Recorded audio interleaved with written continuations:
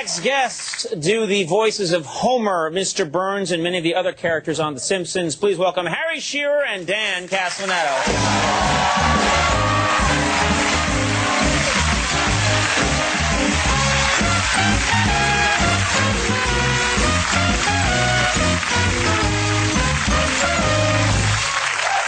Guys, thank you for being here. Very sorry that Tom Brokaw had to leave. He has to go to Baghdad. Yeah, he's got to go to Baghdad. He didn't have time to mention a couple other books that he's working on. Travel Destinations of the Greatest Generation. Yeah. Right. And Weight Loss Secrets of the Greatest Generation. Lose weight the way the Greatest Generation did, which is basically eat K rations. Yeah. We don't need to have him anymore. We can just have you. Well, you know, if things go bad in Baghdad, I'm available. Yeah. But they won't. That's very eerie.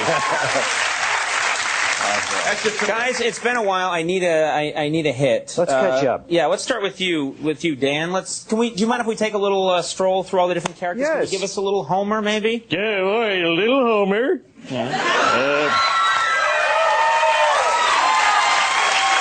Then, of course, there's Krusty the Clown. All right, Krusty. I love late night. You can say anything. The cacta. Grandpa Simpson, what are you people doing in my room? And, of course, there's Mayor Quimby, not to be confused with a certain politician from Massachusetts. Right. And, What about Groundskeeper Willie? Do it for Groundskeeper Willie. Yeah.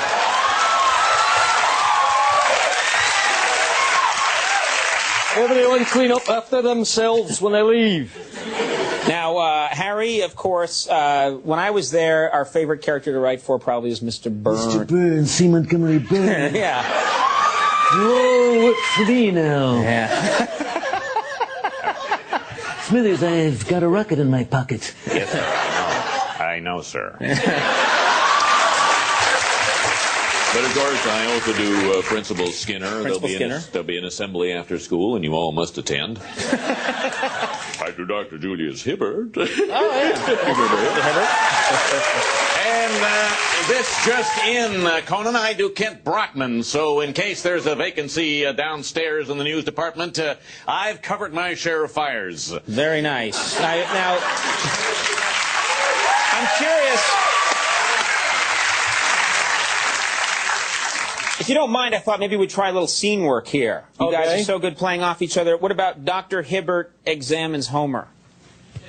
Dr. Hibbert? Yes, sir? I'm sorry, I ate all your tongue depressors. I thought they were popsicle sticks. That's all right, Homer. You just take your pants down now. Well, I already have. All right. It's just that my legs are blue. And they're a bit billowy. All right, now bend over. All right. I don't want this to get dirty or anything. I'm going to need a rubber glove. Now, right. I think I'm going to need a backup rubber glove. Whoa! Your hands are cold, Doctor. Now, Andy. what about Mr. Burns firing Homer? Oh, Mr. Burns, I'm sorry I ate all your tongue depressors. That's all right, Homer. I didn't have any. Oh. No! Now,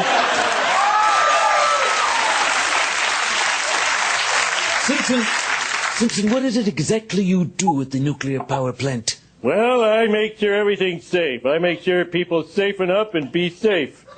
In a safe way. I don't think we need that anymore. The regulatory noose has been loosened around us, so I think we can dispense with your services. You can consider yourself downsized.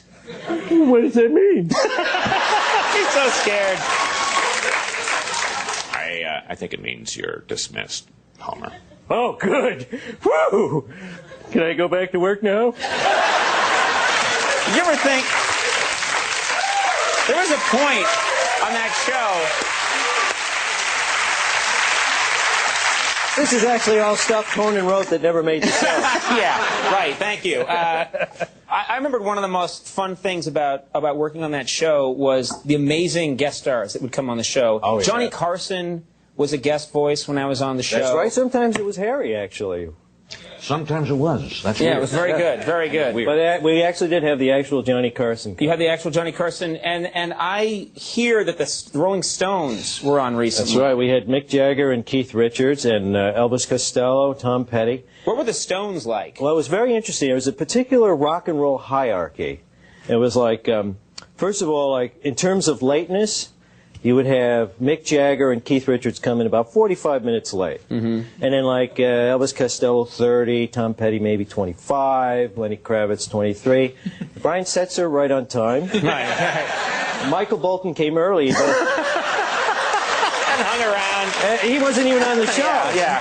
Eating tongue depressors. What were Mick and Keith like? Well, Never met those. you've heard the contrast between those two guys, and Right. you could see it. I mean, Mick came in; he was very nattily dressed and very quiet, and nobody was in the room to record with him, and he would do his lines, and then immediately was gone, and in comes Keith Richards. Where's my microphone? And he had a big tumbler of vodka and orange juice. Yeah. And he goes, oh, okay. And we're like, oh, are we going to have to put subtitles underneath, But he was actually very, very good. And the thing of it was, he'd sign, oh, sure, I'll take a picture with you or whoever, I don't know. Is someone next to me right now? Oh, I'll take a picture. And he signed my wife's album cover, and it said, Old Band, Old Party, 2002. And she said, why'd you put down 2002? He says, I never thought I'd live to see 2002. Perpetually happy. Now, I missed Michael Jackson being on the show. Oh. I think I came in right after that. What was that experience? Because he's in the news. He popped by earlier on the show. What was it like having Michael Jackson? Well, he played a 300-pound white mental patient Right. who thought he was Michael Jackson, which was a cute idea. So he comes into the show. First, we go to his manager's house, Sandy Gallant's house, for the read-through, and everybody shows up on time, including Michael Jackson. He wasn't dangling a child or anything. Right. As far as I can tell. You're right. He took a quick break to dangle and then came back. To the table. Yeah. But he's sitting there looking at his script, silent. It's 7:30. Dan is late. No slam on Dan. Traffic was bad. Well, rock and roll higher. Sure. Yeah. Right. He didn't want to be no Lenny Kravitz. Yeah. Right. So normally there'd be conversation, there'd be jokes. Silence. Michael sits there silent. We don't want to disturb, we're afraid we might scare him or anything. So 25 minutes of the weirdest silence you've ever seen until Dan arrives. Then it's Monday. We're doing the show. Michael comes in. We're reading the script again, the final read-through. He reads his dialogue.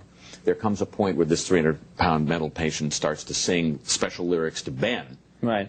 Michael sits back, and this wiry white guy next to him starts singing, Ben.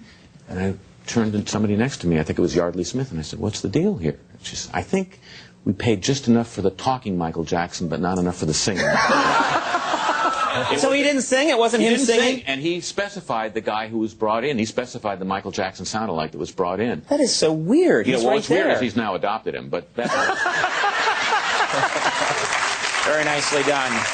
Now, It might have been him. He had a towel over his head.